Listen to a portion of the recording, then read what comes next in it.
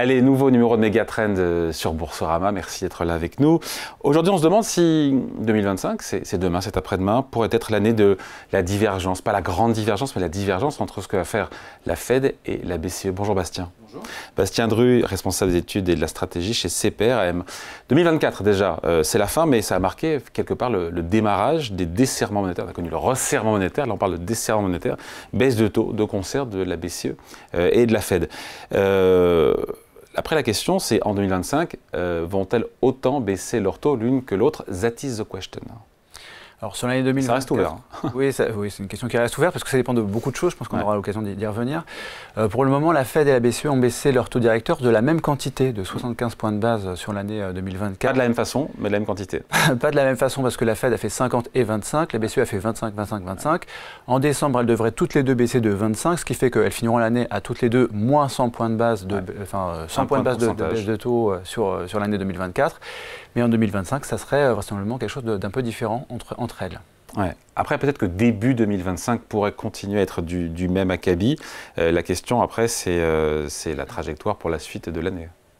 Oui, tout à fait. Donc, ce qui se dessine pour la BCE, c'est donc une baisse de taux de 25 points de base en décembre, puis une succession de baisses de taux de 25 points de base jusqu'à à peu près 2%. Est-ce que quelque chose qu'on atteindrait pour la BCE? Pour la BCE sur le mois de juin 2025. Pour la Fed, on pense qu'elle va ralentir son rythme de baisse. Donc, elle devrait baisser de 25 points de base ses taux en décembre 2024, puis plutôt passer sur un rythme de une baisse de taux par trimestre. Et ce qui est anticipé par les marchés, c'est un taux directeur de la Fed qui converge vers les 4%, alors qu'on convergerait vers les 2% pour la Banque Centrale Européenne. On peut parler pour le coup de divergence. Oui, il y aura sur 2025, à partir du premier trimestre, au milieu de premier trimestre. Oui, on aura une divergence entre la trajectoire de la BCE et de la Fed sur 2025, à partir du premier trimestre. Ouais, parce que les situations, encore une fois, ne sont pas les mêmes. En Europe, la conjoncture plaide évidemment pour une accélération, mais on sait que des baisses de taux, mais on sait que le board de la BCE est pas divisé, mais un peu quand même. C'est naturel de se poser des questions après avoir déjà bien entamé le cycle de baisse de taux. Il y a déjà eu 3 baisses de taux de la BCE. Et là, c'est maintenant qu'on va arriver un petit peu dans les choses un peu plus difficiles, des débats plus difficiles entre les faucons et puis les colombes.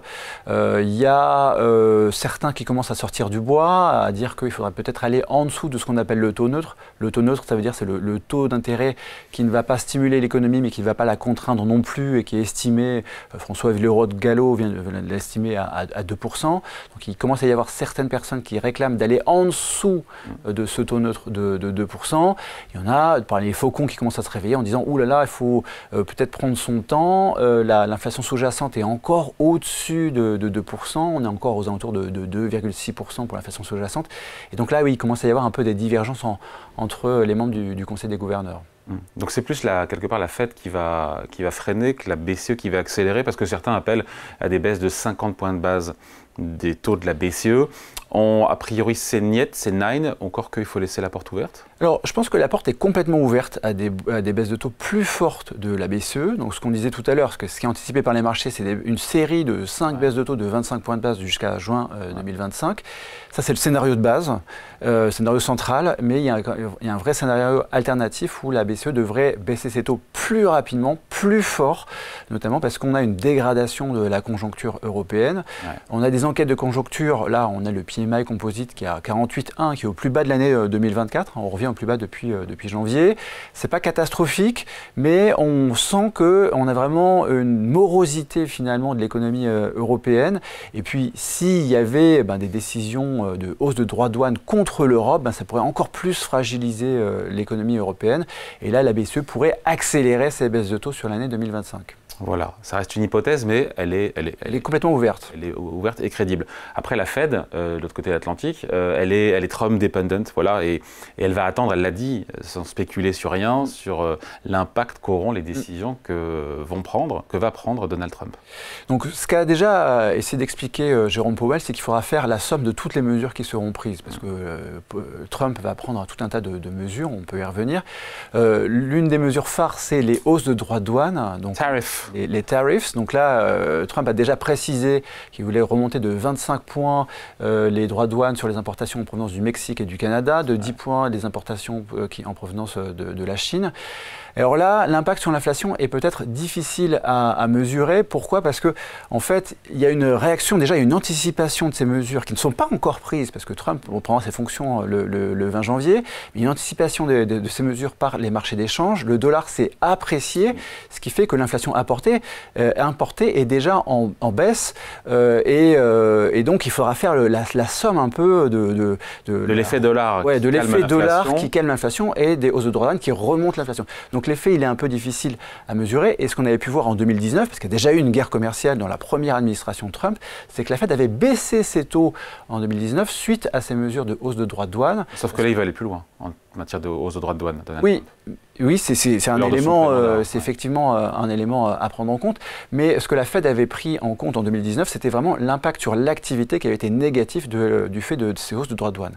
Mais après, pour la Fed, les choses sont plus compliquées parce qu'il n'y a pas que la guerre commerciale, il y a aussi des mesures de stimulation de l'économie.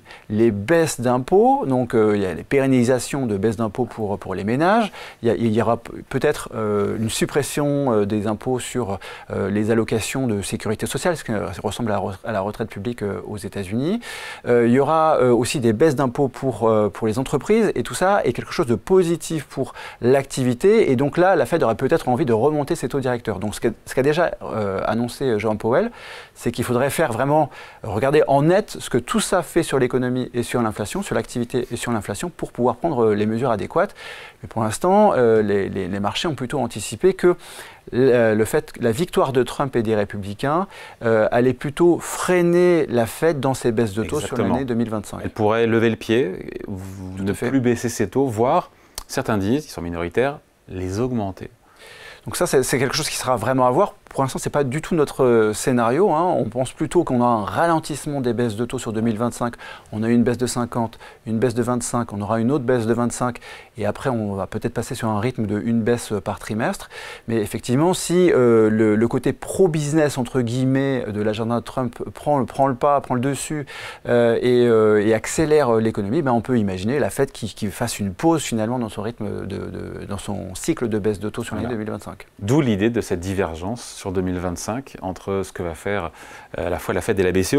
Ça aura des conséquences, et on finit là-dessus, Bastien, ça aura des conséquences évidemment sur les marchés, sur les taux d'intérêt, sur les taux de change, sur le crédit, les actions, enfin ça ne sera pas sans conséquences. Oui, on voit déjà que cette élection de Donald Trump a eu des effets sur les marchés de change, avec l'euro qui s'est un petit peu déprécié, qui s'est déprécié d'à peu près 3-4% par rapport au dollar. Donc déjà ça, c'est vraiment l'effet de la victoire. La stabilité politique en France joue aussi évidemment. Ça joue aussi effectivement un petit peu. Après, la victoire de Trump a clairement déclenché une anticipation de profits peut-être plus élevés aux États-Unis avec les baisses d'imposition, et ce qui induit une divergence aussi sur les marchés actions, avec des marchés actions américains qui ont plus progressé que les marchés actions européens. C'est quelque chose qui peut se prolonger dans le temps avec cette victoire des républicains et de Trump. Tout ça est source de volatilité pour 2025, une divergence entre Tout à fait. les politiques monétaires de la BCE et de la Fed. L'incertitude, elle est très élevée, notamment l'incertitude relative à la politique commerciale. Ouais. Trump a fait des annonces sur le Mexique, le Canada, on en parlait tout à l'heure, et sur la Chine, qui sont déjà différents de ce qu'il avait annoncé pendant sa campagne. Donc on a déjà un changement de pied. C'est peut-être un peu moins fort que ce qu'il avait annoncé pendant sa campagne.